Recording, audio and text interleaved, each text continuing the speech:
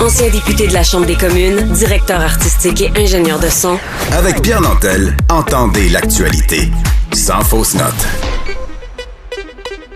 Je peux vous dire qu'il y a quelque chose que je regarde à peu près jamais dans les médias, dans les journaux, c'est les chiffres de la bourse. Mais là, je dois dire que là, ça m'a frappé. J'ai vu des titres qui, honnêtement, inquiètent quand on pense qu'avec l'élection de Donald Trump, la bourse aux États-Unis s'est mise à jumper. Tout le monde était enthousiaste. Et là, ça redescend.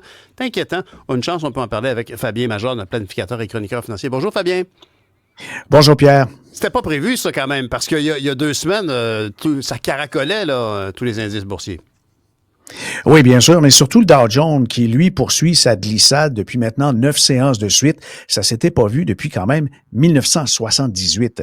Si Donald Trump veut collectionner les records, c'est pas de ceux-là, par exemple. Il aime beaucoup se comparer un peu à des chiffres de sondage de télévision avec les mouvements de la bourse. Pour lui, si le Dow Jones fracasse des records, c'est de sa faute. On met quand même des gants blancs avec ce genre de données statistiques, mais je voulais aujourd'hui préciser ce que c'est le Dow Jones. Parce que le Dow Jones, on entend ce nom-là depuis très longtemps, mais ce sont 2 personnages. Ce sont des journalistes qui, il y a plus de 100 ans, ont colligé ensemble les sociétés représentatives de l'économie américaine et on a fait l'indice des 30 sociétés industrielles. C'est ce que ça veut dire quand on dit Dow Jones Industrial Average, c'est la moyenne par la valeur des actions des titres boursiers.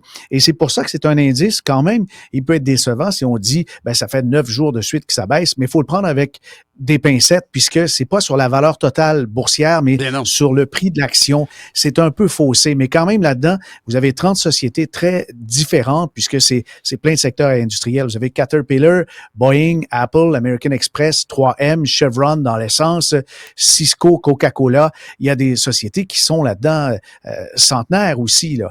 Home Depot se trouve là. Oui. Monsieur Dow et Monsieur Jones, qui étaient des journalistes boursiers, ont compilé cette liste-là. Est-ce qu'elle a été en quelle année et a-t-elle été mise à jour au niveau de qu'est-ce qui la compose? C'est ça, elle est constamment mise à jour. Remarquez qu'il y a des sociétés qui sont sorties il y a quelque temps, dont la vénérable General Electric, et ça a été remplacé par d'autres. Lorsque, par exemple, vous aviez Polaroid ou encore Kodak qui commençaient à perdre, évidemment, on les a remplacés par des Apple. Puis, au niveau de l'alimentation, il y a eu Kellogg un bout de temps, mais maintenant, c'est plus McDonald's. Et puis, vous avez IBM qui est demeuré parce que la société s'est transformée. Elle fabriquait des dactylos quand j'étais jeune.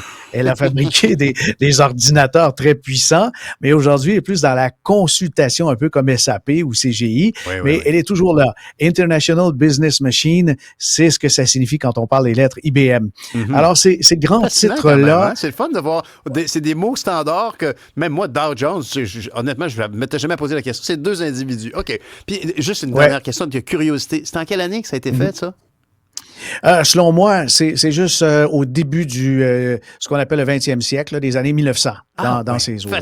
Fascinant. Ouais. Alors, quand une entreprise se fait sortir du Dow Jones, ça doit être révélateur que ton secteur d'activité est moins représentatif de l'ère industrielle dans laquelle on est.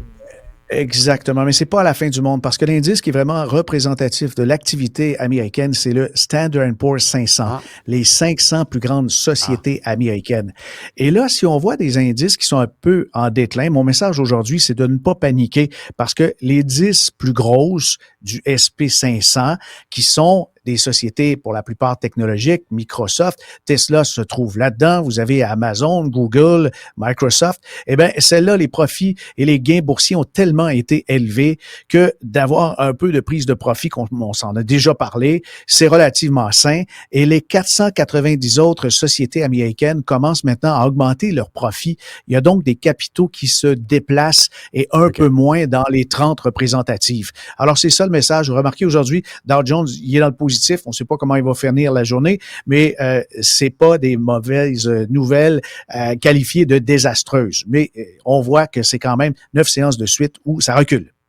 Et là, est-ce que la situation à Ottawa, le fait que les gens qualifient le Canada comme étant un avion sans pilote à cause de la situation de M. Trudeau, est-ce que c'est ça qui fait que le UR, lui, descend? Parce que là, on est rendu à quoi? Hier, il me semble, j'ai vu 60 sous quasiment du dollar américain. C'était ça? Ben, c'était 69. C'était sous les 70 sous.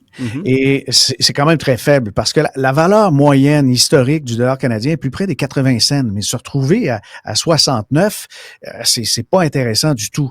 Il y a au moins quatre éléments qui influencent la valeur du dollar canadien et ils sont pas négligeables. Vous avez les facteurs économiques globaux.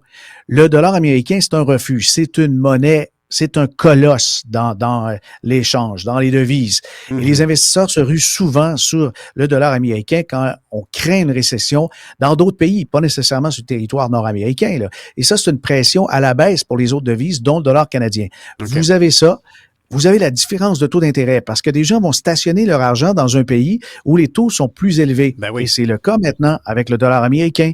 On a plus d'intérêt à mettre ça dans un compte d'épargne aux États-Unis, à Plattsburgh, que de le faire à Montréal. Et juste cette petite différence-là. On vient de baisser les taux là, de récemment. La Banque centrale du Canada a baissé de 50 sous, 50 pas 50 50 points. Oui, 50 points de base. Puis ça, c'est une pression additionnelle qui a peut-être justement précipité le dollar canadien sous les 70 sous. Et quand on a un différentiel, donc, ça favorise des mouvements de gros capitaux. On parle de centaines de millions de dollars qui peuvent se déplacer entre les deux frontières.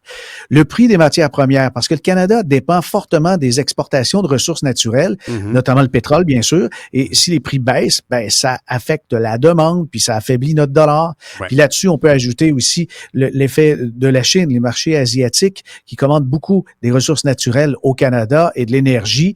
Eh bien là, bien sûr, s'il y a récession ou il y a une économie qui est en état de faiblesse, comme on voit en Chine, évidemment, ça pèse sur notre dollar.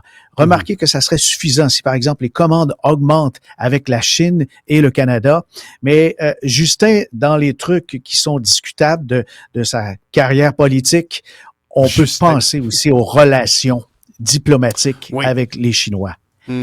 Et là-dessus, moi, ça me fait craindre que si les Chinois, l'économie repart comme elle doit repartir, peut-être qu'au niveau alliance, au niveau consommation de ressources naturelles et d'énergie, peut-être qu'ils vont se tourner vers d'autres partenaires et ça pourrait faire très mal, justement, à notre dollar à moyen et long terme, là.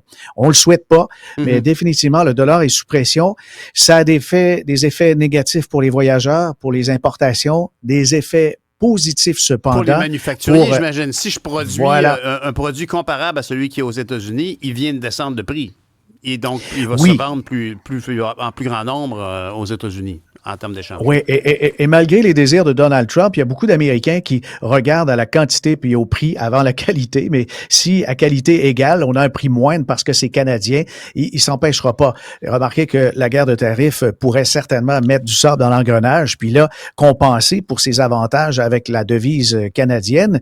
Mais c'est à découvrir. Il y aura donc beaucoup de changements en 2025, c'est sûr. Mais notre dollar sous les 70 cents, c'est quelque chose que je suis certain, Pierre Poilievre ne manquera pas de mettre sous le nez durant la campagne électorale. Dis-moi, cette situation-là, en terminant, la situation du dollar canadien, est-ce qu'elle est liée, ne serait-ce que très récemment, à ce qui se passe à Ottawa avec la crise de leadership au Parti libéral? C'est certain que de l'incertitude politique, ça n'aide jamais la monnaie d'un pays et ça rajoute sur les 4 éléments que je mentionnais avec, entre autres, la dette des citoyens, des entreprises qui est souvent colligée en dollars américains. Mais non, c'est sur l'instabilité politique. Personne n'aime ça, surtout pas les cambistes. Fabien, je t'appelais Fabien. Fabien Major, planificateur, chroniqueur financier. Gros merci. À demain. Merci. Bonne journée.